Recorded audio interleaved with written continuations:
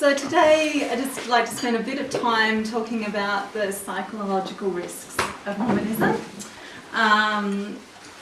It's sort of come about from, I guess, hearing people's experiences, talking to people, hearing different podcasts and things, and just, I guess, really being concerned, especially in relation to anxiety and depression.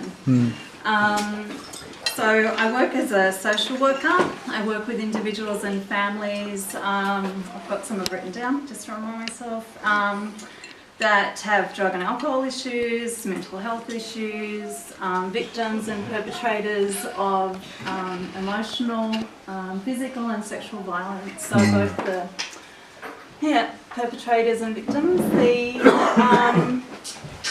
Whenever we do psychological training at work, we always have lollies. So we're happy to pass this was your relief society. Question, you get thrown at you. Yeah, that's right, if you answer the question.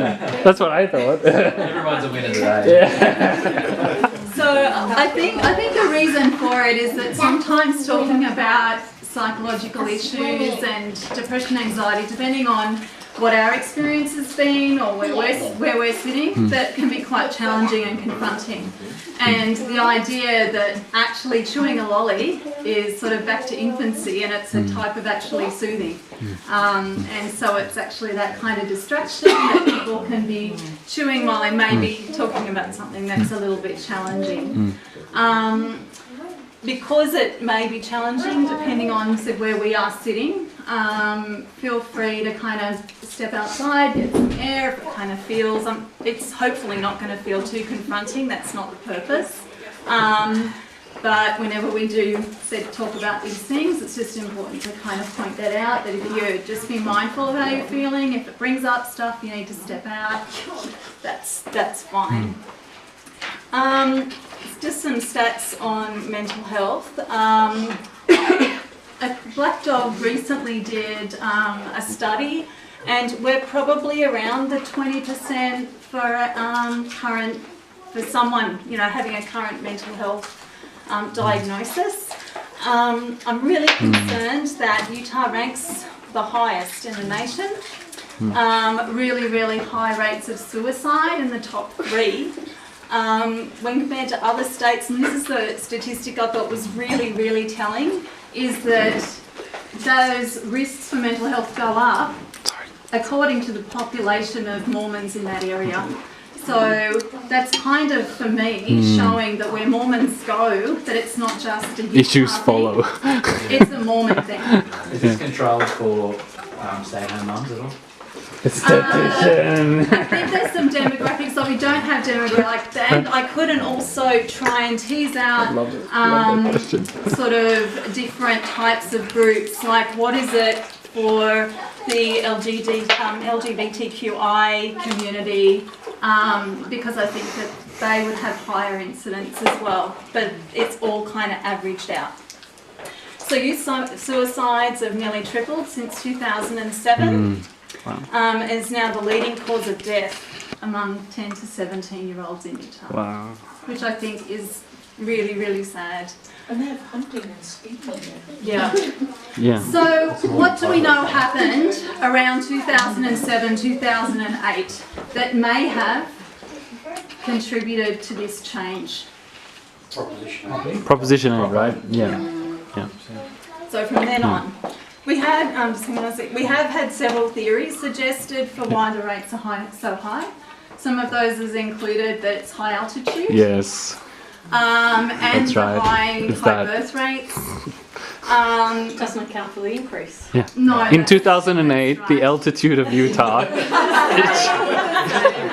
high on the mountain top, became literal. Okay. There is evidence, though, that suicide rates increase with altitude. Yes. Yeah. Yes. Okay. So we're not just And I think the key- being facetious. Yes. A lot of high altitude places, but that's independent. So correcting for the Mormon influence, there is a higher suicide rate anyway. And the altitude, but Sean's right, the altitude of Utah hasn't changed. That's right. But the rate was What? It shouldn't account for any change, it should account for a constant. It's a constant. Exactly. The the absolutes, I guess, in some respect. Yeah, but it doesn't count for change.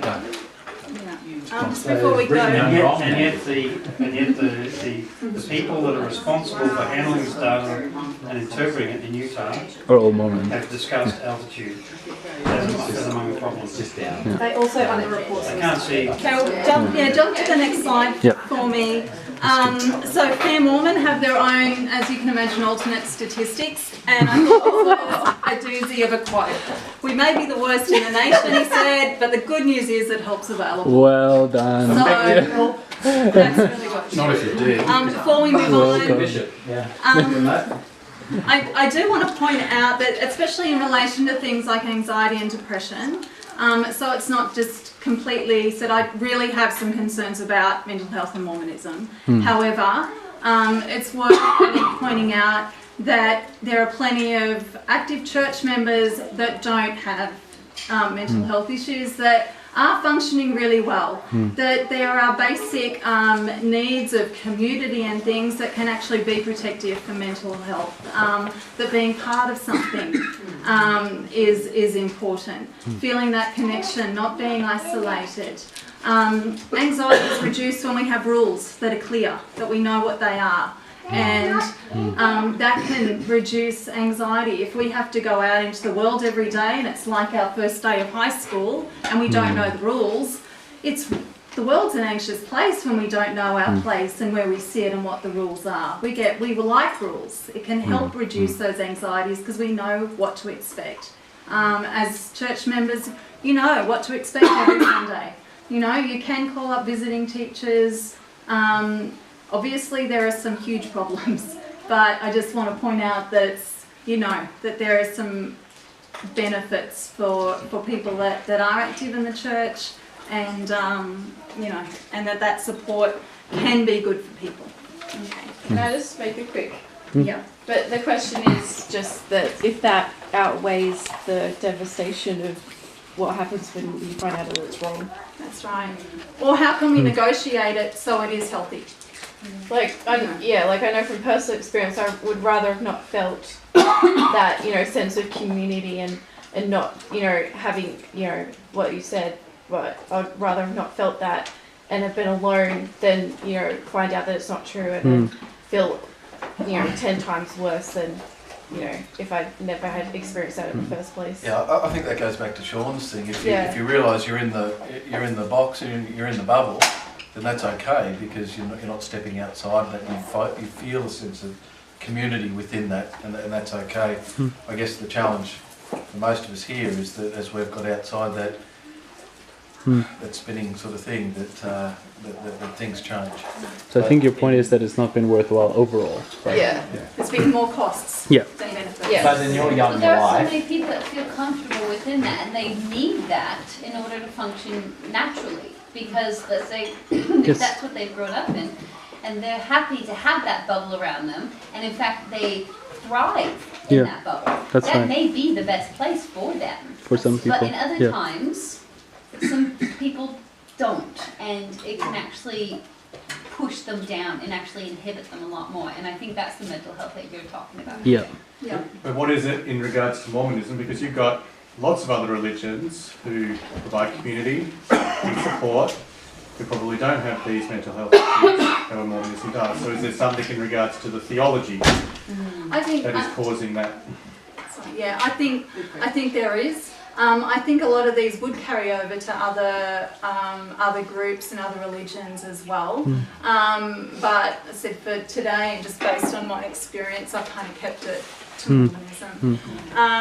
So there are 15 unhealthy thinking patterns. So if you go to a psychologist for cognitive behaviour therapy, especially in relation to symptoms with anxiety and depression, part of the way of managing that would be looking at these thinking patterns. And so these include filtering, polarised thinking, overgeneralising, jumping to conclusions, catastrophizing, personalisation, fallacy, control fallacies, fallacy of fairness, blaming, shoulds and musts, emotional reasoning, fallacies of change, global labelling, always being right, and the heavens reward fallacy. If you were to go generally to seek help for depression and anxiety, it would be unlikely that you would have all of those things, that you would maybe present with 5 or 6 or maybe 2 or 3 major ones. The interesting thing, or the sad thing, that I didn't actually expect was that from what I could see, in my opinion, the church actually engages in all of these unhealthy thinking patterns. And so to be psychologically healthy in an environment that is reinforcing what we know as psychologically unhealthy thinking is really difficult and a concern for me. Can I briefly play devil's advocate for them? I've heard it said all Mormonism is local Mormonism. So there are only 2 occasions per year when you actually have broadcasts from the top. And I definitely agree that all of those are in general conference. But sometimes you will have a single ward where it just so happens the individuals in that ward don't engage in so many manipulative tactics. It's really just luck of the draw for any particular Mormon. But I guess in my case, I've been relatively lucky in that respect. Mission was the worst. I think when you're a missionary, you get the full dose of all of that. Yeah. Yeah, and you know, I think there are periods where, and there would be leaders that, like we might say we were talking about filtering information, you know, there'd be another leader that would be saying something else that is positive. So it's more me just sort of pointing out this may not be at all levels all of the time. There's often things that contradict some of the stuff, and there are definitely good leaders out there. But I still have this concern, and I'm especially concerned when we've got statistics around. And I don't actually know that these are. So I did a fair bit of research into it, but I you know, this isn't a cause. There's a correlation that I'm seeing, whether it's causal or not. That's for us to kind of, you know, look into more. So the first, I'm not going to go through all 15, I just picked some of the ones that maybe even impact me the most. So a bit of projection going on here. So filtering. Love this from Boyd K. Packer. There's a temptation for the writer or the teacher of the church history to want to tell everything, whether it's worthy or faith promoting or not. Some things that are useful are not, are true, are not very useful. The thing that interests me or you know, concerns me about this is when we don't know all of the information. Some of us have made huge life decisions based on not having all the information, and those life decisions could be marriage, it could last for decades, it could last our lifetime, or it could be short-lived and we can kind of fix it. But so that's sort of been a concern for me. As that I see it, especially in the church not being transparent about things. So what are some of your thoughts? Like, I really do want to have this as a discussion. So just firstly, I think what Boyd Packer is trying to get across implicitly in that quote is that we determine what is useful to you and not is useful to you, and so, you know, we have your best interest in heart, and you have to trust us on that. Yeah. Because in many ways that quote has elements of truth that we can all understand. You know, don't have anything not to say, don't say anything at all those kinds of things. But what he's saying is, like, you don't worry about it because you have the things that you need. Okay. You know, I feel kind of about that. As a parent, I've had instances where my children may say something out loud which is true about somebody, but may not be the best thing to say. Instance of a woman walking across, you know, the parking lot, and Marley saying, "Wow, Mummy, she's really big," and you're just like, please don't say that because it might make her feel bad, you know. And having a woman turn and look at you. So as a parent, I'm sitting there thinking, you know, I can say to my child, maybe you shouldn't say things like that. But in this instance, are they feeling like they're when they're the parents and they're trying to protect us as their children in the church? Is that the view that they're coming across, or is it a control thing? It's just inoculation. It's just, we know you've stuffed up. It's just wash it over. Yeah. Well, one rationalisation was that it's just a big battle. It's a battle between good and evil. So just tell the good side. But that's the problem, is he's not describing a battle between good and evil. He's describing a battle between faith promoting and truth. Yeah. And that's what I resent about that, is that he's saying that what is faith promoting is more important than what is true. Yeah. And like you're saying, we base our decisions on these things we have faith in. And I want the things I have faith in to be true. Yes. Like, faith in things that are lies is not useful to me. Yes. And how dare he say they're useful to me? Yeah. They're useful to the church. Yeah.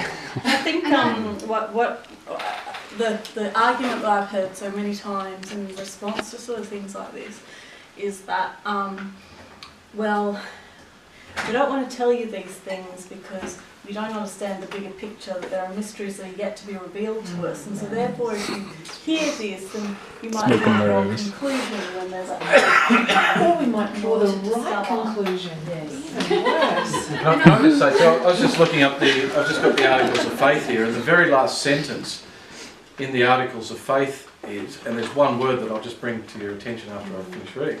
The last sentence is, if there is anything virtuous, lovely, or of good report or praiseworthy, we seek after these things. The word that I want to bring to your attention there is anything. That is in discord. That is discordant with what he's saying there. Joseph Smith was saying, if there is anything that is true or good or whatever, we seek after that. Boyd K. Packer is saying, the only good things that we're interested in are the useful ones. And will determine what is useful. Wasn't it also the fact that it said there were no gay members in the church? It was Kevin Bednar. Bednar. I'm thinking, Clone. That's actually not true. Anyway. Yeah, I think that like some of the things I've been hearing, like that. So you know, I think there is right that the parent, that the church sees themselves as a parent, and we know that as parents. There are things that we teach our children according to their age, like what is age appropriate. And so when you were talking about, you know, your son saying, oh, that's a big person or whatever, you're talking about that in an age appropriate way. You would have a different conversation in 10 years. And so I think the church does see itself as a parent and that it needs to decide and has the authority to decide what we can know and what we don't. You know, and that's there is truth in that. We don't actually have to know everything, but I think there are things that we should know that we aren't being told, and that can have an impact on the choices that we make. Amanda, one of the things that a good example of filtering, I think, is Teachings of the Prophets, the whole series, where they cherry pick these wonderful quotes to support the gospel principles, and they leave out nothing else of it. So Brigham Young is actually a nice guy in that book, right? I think they're the only good things that he said that are. Yeah, that's right. It's such a short book. You're like, why are the others so much thicker? So before I move on from filtering, just is there one piece of information that has been filtered that's impacted your life that you wish hadn't? There was one thing. I mean, I think the most straightforward one is that the church isn't true. Yes. If I could just say, I mean, that's one simple piece of information that we're not even sure. We can debate all day whether or not they understand that piece of information, or how many of the people at the top actually understand that. But it is one piece of information that was withheld from many of us for most of our lives, and it's a very harmful piece of information. One thing that I wish hadn't been withheld from me is more of a general, well, not quite as general as that, but, and I'm going to find it difficult to articulate it, but one thing that I found quite damaging, found quite difficult, is that people withheld their humanness from me. Withheld the fact that they made mistakes, withheld the fact that they're not perfect, and that was really damaging. That's beautiful. Very critical. Thanks for sharing that.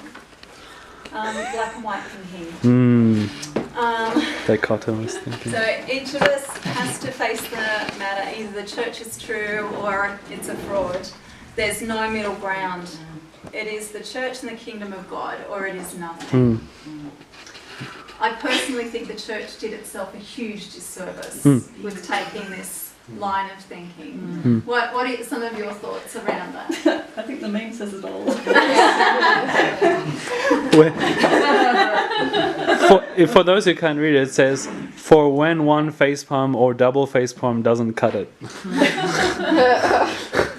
It's a little bit George Bush, isn't it? When he's talking about going into Iraq, you know. What did he say? Some famous quote about being with us or against us. It's the age-old kind of thing, isn't it? I think that was Jesus who said that, actually.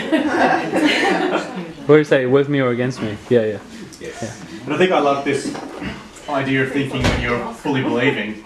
I used to love Jeffrey R. Holland and how definitive he would talk in regards to the church, and at the time of you believing, you can look at everybody else and go, you know, why aren't you on the same plane of thought as me? But then when you have those questions, that's the most problematic. Yes. Because when everyone's like, else is saying, don't worry about it, you'll get the answer later. No, because when you buy that, and then you start having questions, it's the largest cognitive dissonance that you can have. And for me, the psychological risk that this puts us into is if you can't force yourself into all or nothing, and you're only sitting in grey, it feels isolating. You know, it's very clear you can't talk to people, and we know that one of the symptoms of depression is feeling isolated and helpless and hopeless. And I think, for me, I'm concerned that this type of thinking can result in someone feeling like I've got nobody to turn to, I'm really isolated, I may not be able to speak to even my spouse about this. But not only just feeling that, like you actually, I think that's a conscious thing, that when people question, people within the church kind of get very, very defensive and isolate you from that perspective because they won't engage. Yeah.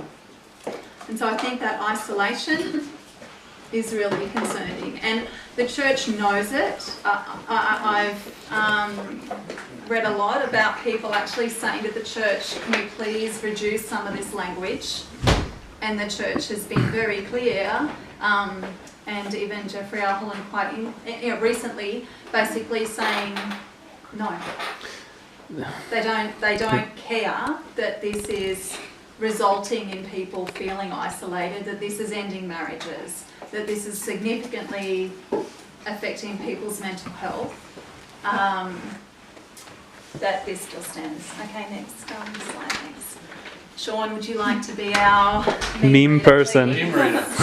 I don't always say something stupid, but when I do, I keep talking to make it worse. Love it. So jumping to conclusions and just assuming without actually talking to a person what's going on for them. So I've got the quote we already know and love from Elder Ballard, the big "where will you go" talk. Oh, yes. And, you know, that some people are upset about this tiny bit of church, you know, policy or teaching, or we've got slightly imperfect members. And he's really just jumping to conclusions and sort of almost name-calling people that are leaving. And I sort of am really concerned about this. What have people got other examples that they can think of? Or how's this sort of impacted your experience with church? No, can I just Wherever you are. Can I just say this one, Sitting on it. that if you go from this one back to that one, I don't know if they're both consistent with each other. He's saying that there are imperfections here in the church, and President Hinckley is saying, there is no middle ground. Either we're all right or we're all wrong. And Ballard perhaps is putting some nuance onto that to say that, well, maybe there is a little bit of middle ground, but bad luck, you still need to be in the boat. They want to shift as many people as they can away from that sitting on the fence. That middle ground, yeah. That middle ground. They want to shift it. Because- Back in, yeah. Because and more, they go in, Yes, into the boat. correct. And once they're in and they go in, That's it. they'll stay, Yeah. pretty much. Correct. Always stay. Okay, let's watch the next one. Sean, I'll have to get you to keep me on track with time, Sean. Oh, Okay. it's okay. Do you want me to read the actual? Because I don't think everyone's actually reading the full quote itself. Do you want me to read that for you as well? The quotes that you're illustrating. I know they're a bit long, but it's up to you. Sure. Okay. This is Thomas Monson. We know that the adversary is committed to our failure. He and his hosts are relentless in their efforts to thwart our righteous desires. They represent a grave and constant threat to our eternal salvation unless we are relentless in our determination and efforts to achieve our goal. The Apostle Peter warns us, "Be vigilant, because your adversary is the devil, as a roaring lion, walketh about, seeking whom he may devour." So why is this catastrophizing? Yeah, it's The just... whole world's out to get Yeah. you. Satan, We're not Satan paranoid, said- but look, everyone's out to get you, including Satan. That's scary. That's really scary. It is scary, yeah. So it creates fear, and Yes. we know that fear can be a powerful way to control people. Yes. People fearful. If you don't keep being engaged, it's going to be terrible. And there's a second coming, and you're going to be burned, and you're never going to be with your family forever. Yeah. The church does catastrophizing and other religions in a hugely effective way. And I think some of the time as we leave, that can be increase all of our fears, because we have to address this. Am I not going to be with my family forever? As we get to the, is this true or not true? And where are the stakes? If the stakes have been that high, I I realised, remember... Amanda, that belief, that fear of not seeing my father in the next life kept me at church for years. Years. I couldn't address the cognitive dissonance because of that fear of not seeing him again. Yeah. When I decided to resign, partly for my own mental health, and Matt is in a different position. He didn't resign, and as we were driving to the stake centre, because I wanted to talk to the stake president when I gave him my resignation, and there was still that part of me, and I remember saying to him, you know that it's over now. Like, if I hand in this letter, we're not married in a temple anymore. What it does say is that you have to be 100 and whatever percent, like there is no doubt anymore when you make the decision to resign. And because I love Matt, I want to be with him, and so that still was that sting, like, are you sure that you want me to do this? Because this ceiling's now done, and I'm no longer sealing. And so you have to absolutely know without any doubt that it means nothing. Emotionally, it still means stuff, but that you need to let that go. But you are so sure of where you're sitting, and for what was best for me, and to know that that's okay. Would you mind if I pass a comment on that point? There's this very loaded language in Mormonism about breaking covenants, right? And when my wife and I started having this difficulty, it's a similar situation. Obviously, she at the time believed I was quote unquote breaking covenants, and I explained to her the way I see it is: imagine if you put your money in a bank to earn interest from the bank, and the bank signed a letter with you saying we'll pay you this back with interest, but then in the course of events over the next few years you become aware of information that proves without a doubt that the bank will never give your money back. Are you at that point, by withdrawing your money from the bank, are you in breach of the original contract? And my answer is no, because you discovered that the party you entered the contract with, you entered into them with it, that party was insincere or not able to deliver the goods in the first place. And from that point onwards, the contract is void. So in my view, none of us, quote unquote, broke our covenants. We only realized that those covenants were with merely an imaginary figure that never actually existed. And so it was never valid in the first instance. There's nothing to be broken. I think... In your head, it's real in your life and the way you live your everyday life. Oh, yeah. It's like Amanda said, you know, you have to be 100% sure. Like, Yeah. Like, to why be would able to do you? it There was because- 1 in a million chance that I was wrong and that I could be with my family forever without polygamy in heaven. No.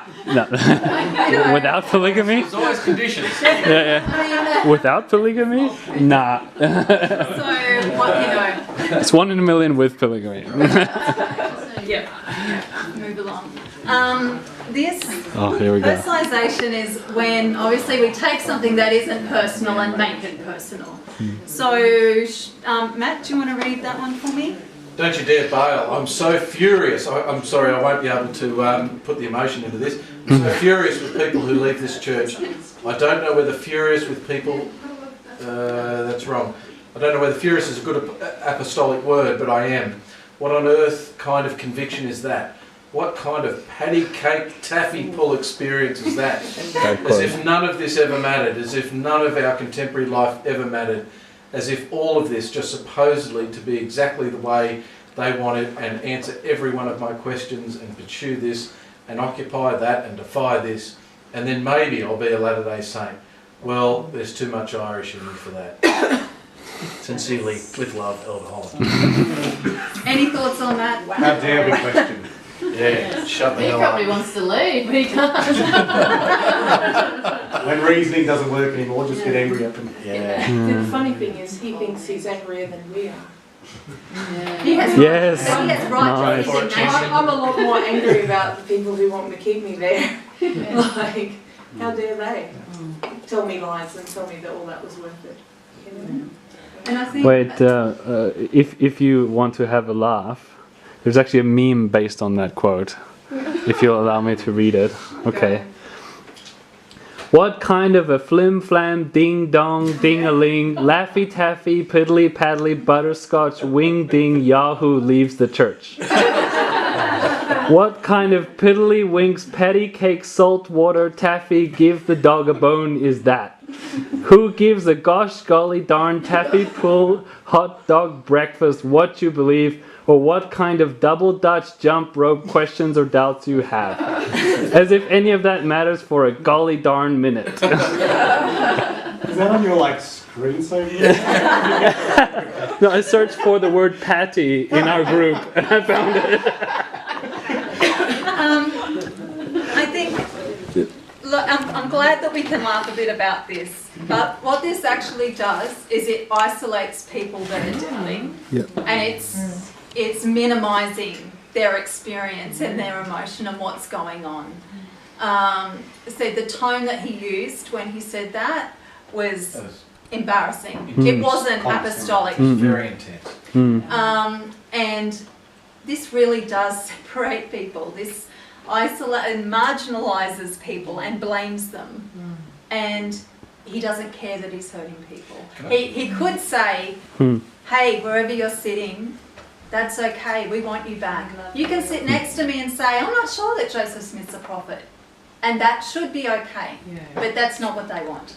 You need a European apostle for that. Can I just say here too that you know here he is speaking apostolically according to him, and yet you know if you read the scriptures in the New Testament, what does Jesus say about people who leave the church? He says, I will leave the 99 and I will go after the one. He doesn't say anything about being furious with them. What Jesus says is I will leave everybody else. I will let them go to their own, whatever they want to do, and I will go after this one person because I love them. If he in fact believes the Saviour, then this is completely inconsistent with the teaching of the gospel. And that's the problem that I have. You will have people who go to church and whatever and say, yeah, that's right, and blah, blah, blah. But at the end of the day, it is un-Christ-like. if that's what you believe, or certainly it's what he believes, it's inconsistent with the teachings of the faith. So that's my comment on it. Okay, I think we're running out of time, so we'll just slide through. If we just, we'll stick. This fallacy of fairness was a huge issue for me personally. So when I was on my mission, and I wrote it in the front of my scriptures, it was, and the quote was, "Don't believe in miracles, rely on them." And so if you do certain things, it's also known as equational thinking. You know, like pay your tithing. If you do this, the windows of heaven will open and you're going to be blessed. I wish I'd have known that didn't work. Doesn't work. And and I do feel stupid that disappointed that I actually believed that. But I made major life decisions because of believing if you do this, this is going to happen. Yep. This was just the good old Joseph B. Worthland. It's a smorgasbord. You don't get to pick and choose. You take it all or you don't. Should. Yep. Emotional reasoning. We believe that what we feel must be true automatically. You assume that your emotions reflect the way things really are. I feel it, therefore it must be true. And Sean has spoken a lot about that. It is really difficult. We talked about the organisation thinks it's right. It's the true church. It's the ultimate authority. And it's really hard to, if someone already thinks they're right, where can you go with that? So anyone have anything they wanted to add about any of those things? Well, just two small things. Sure. The first is that a friend very much enlightened me when he was talking about his bipolar disorder and how he and his psychiatrist had worked out that the absolute thinking, the black and white thinking in religion, and he was a Mormon, had exacerbated that. It had strengthened the kinds of tendencies that he had. And that for him, because he's dealing with, it affects him a lot. And it impacts a lot in his life. And so it was actually having really serious consequences for him in the way it was just not helping with that condition. But the other thing is the idea that you said near the beginning about how, there can be some value to having a community where you understand what's expected of you and you know your role and things like that. But the trouble is that sometimes for some people, it's that community that is causing their anxiety. The obvious example of that can be with LGBT people, where it's the community that's actually reinforcing what they see as, that's where they're hearing that there's a problem with them. And that's certainly, I've talked to people who experienced that, and it was only their friends outside the church that kept them on a level. Because inside the church they just hated themselves, and that's not mentally healthy at all. It works for you if you're a square, but if you're a hexagon, you don't quite fit. Yeah. And I think you make a really good point about risk factors for especially anxiety and depression. So Mormonism or these things don't necessarily make someone depressed or anxiety or anxious or causes that disorder. It's an increasing risk factor. So risk factors of genetics, your circumstances, your past, what's happening for you right now, in a potentially a culture that's reinforcing some of those things. It's increasing your risk factor to experience those things. And it's hard because you then can't use that community to help yourself heal because they're hurting or contributing. And it's really hard. We haven't had much of a discussion about it, and maybe for another time when we see our family and friends still maybe actually having these types of thinking and not being happy, and they're not going to yet realise that the church has anything to do with it, or that the church is reinforcing those things. And that's hard for us to sit back and watch. To tie this back to the original one, you were talking about depression suicide in Utah. Jane and I were just reading this morning, there was a very large study published recently where they've taken data from about 70 studies and have found that antidepressant use there's been a very significant underreporting of suicide for people during the use of antidepressants, and it's particularly strong in where young people have been treated with antidepressants. So I wonder what the level of antidepressant use in Utah is it's high. in the younger. Yeah. This is because there's clear evidence that counselling is much more effective than any form of chemical intervention with young people, because they're much more responsive to counselling and advice. But I reckon that could be the case in Utah, that you've got people are so bloody desperate to have their kids' problem fixed, get a drug and try to fix it that way, and they're killing themselves because of the impact of like Prozac was mentioned as one of these antidepressants. And it's the drug companies have been underreporting the number of suicides that have been I think occurring. that they definitely have been there is a lot of evidence that they've been underreporting, because there are only certain methods that are identified. Things are identified There's as very being, significant underreporting in Utah of sexual orientation amongst people who are suicide. exactly. Because of the stigma, it's enormous stigma. Yeah, so I can't remember what the three tools. It was something.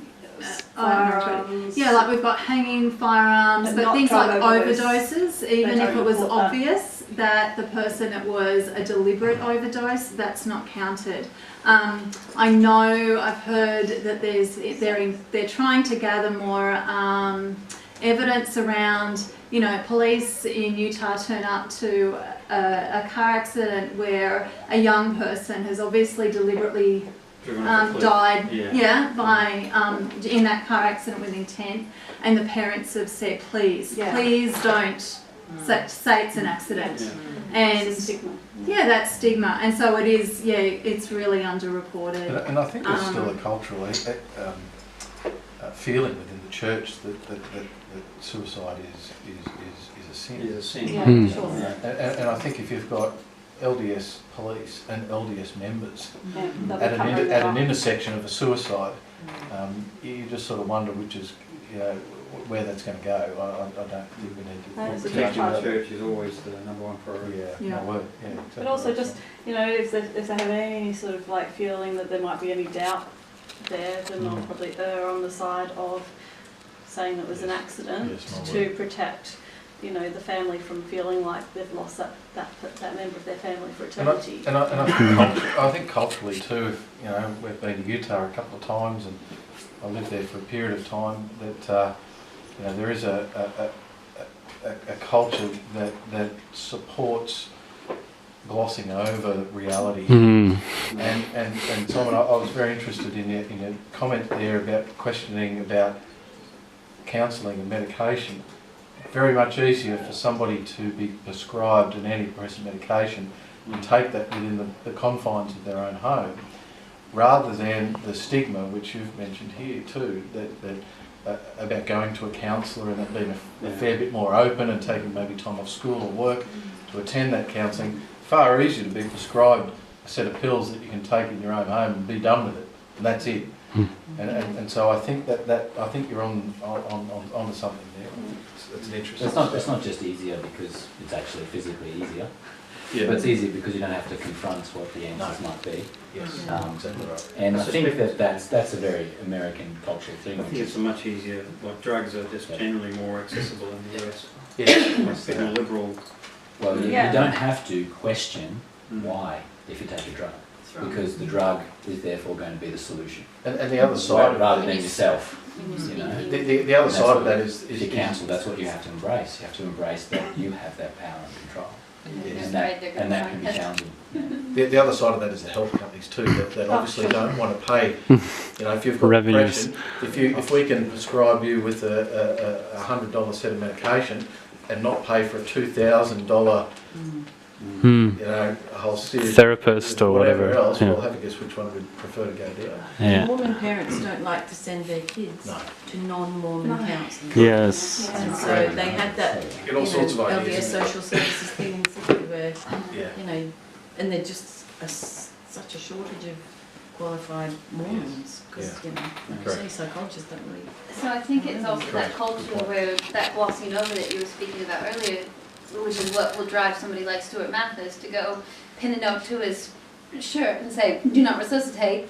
I'm killing myself on the stake center steps because I'm LGBT. Yes. I'm gay, and you guys have just, you know, told me that you don't want me." And he did it that way in the purpose to make it known. Yeah. Because if he had just been at home and had written out, it could have been put away. Sadness. Yeah. But when he did it there, he did it because he knew it would make headlines, because he knew that other people had suffered and it was not shown that that was why. And he wanted to make a difference. And what a burden to bear. And I said there is for me that anger that comes up, that the church knows this, and as Simon said, they put the organisation first. Yeah. And I just and for a lot of church members, especially in the States where it costs a lot to have therapy and things like that, their first port of call is their bishop. And we know bishops are just Don't cost anything, man. and so Pay for. bishop isn't seeing you 10%, that's for sure. Yeah, and so we know different experiences from bishops, so it can be Hit and miss, yeah. So what we can do, the first thing was, and this is obviously simplified, about just being mindful of our thoughts, and also balancing, accepting where we're feeling that things can take a while to process, and it's okay to be angry or to think you're over it and go back or whatever it is, but to be accepting of where we're sitting with our feelings. Recognizing if we're feeling stressed or you know, we are changing our eating habits and we're not sleeping, we're not enjoying things like we used to, that we're sort of struggling to get energy to do things, like those sort of symptoms of anxiety and depression, if they're significant and they keep coming up, to go to your GP and get a mental health plan. We can look at there's counsellors that, I know some people have had some counselling in the group that they can maybe refer that have had experience in working with people leaving religions. I'm trying to avoid the word cult, but you know, if that's how you feel, or that's so there's you know, people with different specialist experience to help with that. I think that's probably it. Did anyone have any last? It's a good TED talk. I don't know if some of you might have seen it. It starts off saying, "All right, would you rather have $1 million or be a paraplegic?" Anyone? Because everyone just kind of laughs.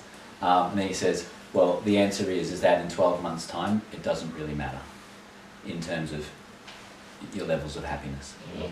And then so he goes in to talk about, of course, there are different challenges and things like this, but essentially, you know, what we do is we go through a process where we reset those levels. Yeah. And when we're resetting those levels, that's where the difficult part is. And if you feel like you'll never reset and you get into that kind of way of thinking, then that can go on for a very long time. But in the case of becoming a paraplegic, it's very permanent and you know you have to accept it.